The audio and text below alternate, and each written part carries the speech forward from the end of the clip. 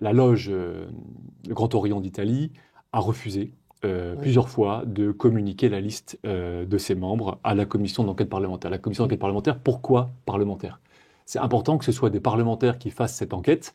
Ils ont des pouvoirs judiciaires, parce que si vous voulez lutter en Italie contre l'alliance, on va dire, franc-maçonne et mafieuse, c'est très difficile de le faire aussi par les juridictions. Parce que, forcément, la franc-maçonnerie a ses relais au sein des juridictions. Il est peut-être plus efficace en Italie de passer aussi par des enquêtes parlementaires.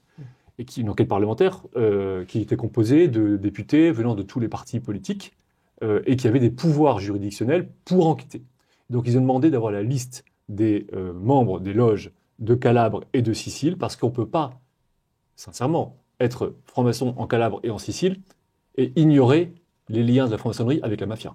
Déjà, quand vous habitez en Calabre et en Sicile, la mafia est omniprésente.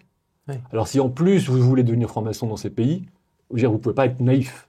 Vous savez pourquoi vous y allez, vous savez qui vous allez rencontrer. Et donc il n'y a pas de... voilà, ces gens-là sont intéressants pour la justice.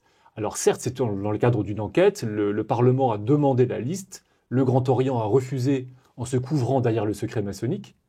La vie privée. La vie privée, elle-même protégée par le secret maçonnique. Et puis la Cour européenne des droits de l'homme, finalement, maintenant, là, a donné raison au Grand Orient.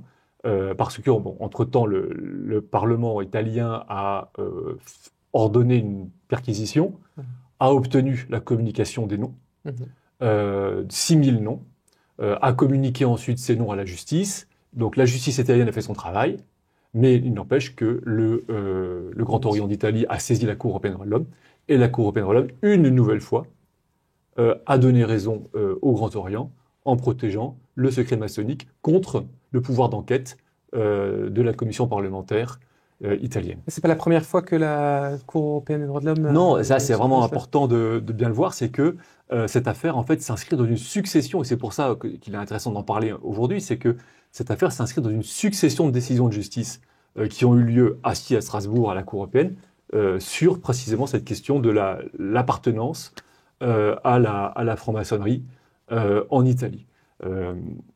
Pour l'Italie, comme je le disais au départ de l'entretien, c'est vraiment un enjeu d'assainir, on va dire, son administration de ces réseaux.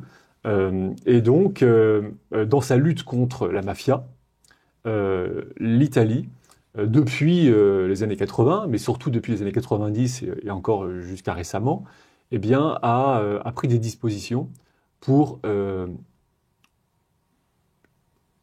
obliger les fonctionnaires, notamment les magistrats, les chefs de la police, donc des personnes importantes, soit à déclarer au moins qu'ils sont francs-maçons, soit demander la déclaration de la non-appartenance. Donc il y a eu une loi au niveau national qui ensuite a été appliquée au niveau régional de façon différente selon les régions, sachant que la franc-maçonnerie est plus ou moins présente de la mafia dans les régions. Les régions, face aux problèmes à lesquels ils étaient confrontés, certaines régions ont demandé aux candidats pour accéder à des postes importants de déclarer leur appartenance ou non à la franc-maçonnerie. D'autres régions ont demandé aux candidats de déclarer leur non-appartenance. Ça veut dire ont conditionné l'accès à certaines professions importantes dans l'administration à la non-appartenance à la franc-maçonnerie. Le Conseil supérieur de la magistrature, en Italie, a dit qu'il était problématique d'être magistrat et franc-maçon, et a sanctionné un magistrat de Calabre en raison de son appartenance à la franc-maçonnerie. Toutes ces situations sont venues à la Cour européenne des droits de l'homme. Donc la Cour a jugé plusieurs affaires sur peut-on obliger quelqu'un à déclarer son appartenance à une loge dans son dossier de candidature? Peut-on empêcher un franc-maçon d'accéder à certaines fonctions importantes?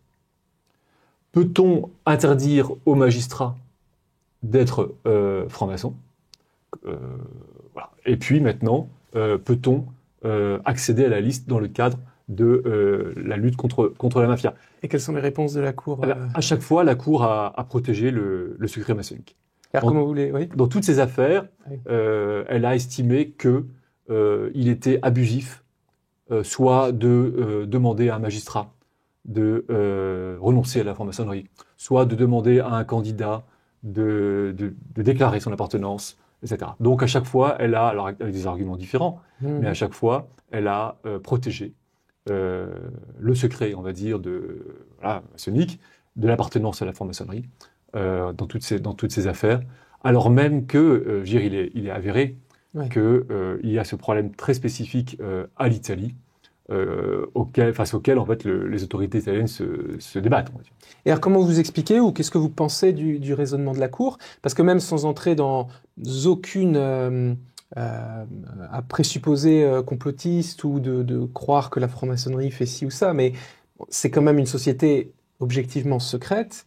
Le serment ou ce qui se dit n'est pas public, et puis je crois qu'ils sont réputés pour avoir une obligation d'entraide, donc on imagine quand même facilement qu'il y a de la cooptation, ou qu'il peut y en avoir. Enfin, c'est vraiment évident. S'il y a des magistrats, il y a eu des scandales en France qui ont existé, qui sont connus, qui ont été condamnés, où on sait que tel ou tel juge a fait un renvoi d'ascenseur à un autre magistrat parce qu'ils étaient tous les deux francs-maçons dans une loge.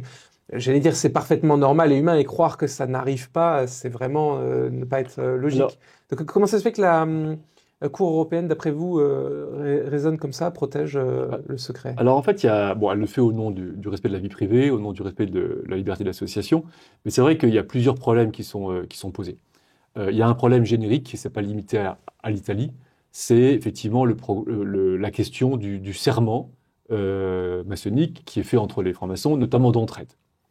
Et ce serment d'entraide, eh bien, il crée un devoir de loyauté qui vient en parallèle du devoir de loyauté, en particulier pour les policiers, pour les magistrats, envers l'État. Donc une personne qui est magistrat, c'est quand même compliqué pour elle d'avoir en parallèle de son devoir un deuxième devoir de loyauté envers les francs-maçons. C'est pareil dans la mafia. Figurez-vous qu'en Calabre, lorsque 'Ndrangheta a décidé d'infiltrer la franc-maçonnerie, ils se sont dit, mais comment allons-nous faire? Parce que nous avons, nous, notre devoir de loyauté interne à la mafia, et on va devoir prêter un deuxième serment interne à la franc-maçonnerie, et ils craignaient que les deux serments n'aillent pas de pair, enfin voilà, puissent avoir parfois des difficultés à coexister. C'est pareil pour la magistrature, la question de la loyauté. Le magistrat est là pour appliquer la loi, il est simplement loyal envers l'État en principe. Donc, premier problème. Pareil l'armée, pareil la police. Ensuite, bien sûr, en découle des questions d'impartialité. Et là, on se souvient de ce qu'avait déclaré le procureur de Montgolfier à Nice, qui avait soulevé le problème de la réputation des tribunaux dans les villes où il y a une forte présence de la franc-maçonnerie, parce qu'effectivement, ça rassemble souvent des notaires, des avocats, des magistrats, des policiers, et donc ça complique le fonctionnement de la justice, et surtout, ça peut donner l'impression de l'extérieur que la justice n'est pas forcément impartiale. Ça, c'est un problème générique, à tel point qu'en Suisse ou en Angleterre, il y a des discussions pour exiger la transparence.